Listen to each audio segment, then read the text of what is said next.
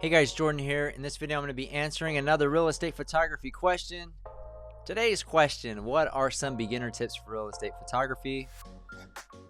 Whoa, well, there are quite a few there, but I'll give a few tips here. So, before you get started as a real estate photographer, I think it's important to make sure that you have the proper equipment to get the job done. You can get an old DSLR camera or whatever, but yeah, at minimum you need to get a camera with a wide angle lens so that you can get a nice composition and show the full room.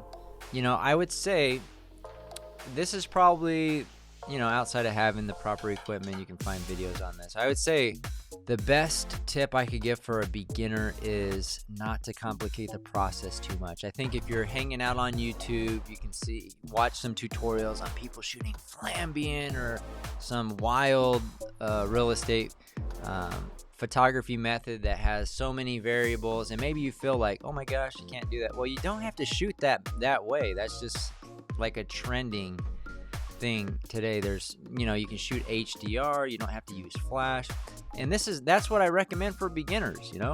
I recommend not adding additional variables to your process unless you want to, until you master the art of real estate photography composition. And what is composition? It's actually how you frame your shots.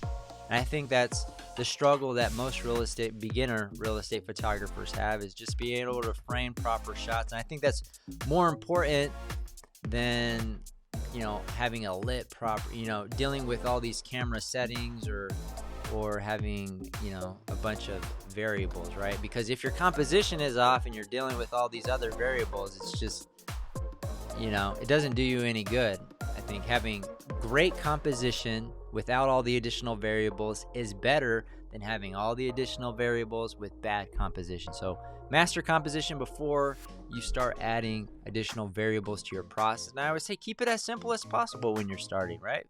And in my courses, that's why I teach a simple method for editing, because I feel like when the last thing you want to do is get started and think, oh my gosh, this is taking so long, or add all these variables to kind of discourage you. And I don't know if that's why some people, maybe they think barrier to entry into real estate photography is too easy. Let's try to make it as complex as possible. No, I think you keep it as simple as possible, and there's a ton of opportunity to make a lot of money in the real estate photography business if you're serious about getting into it.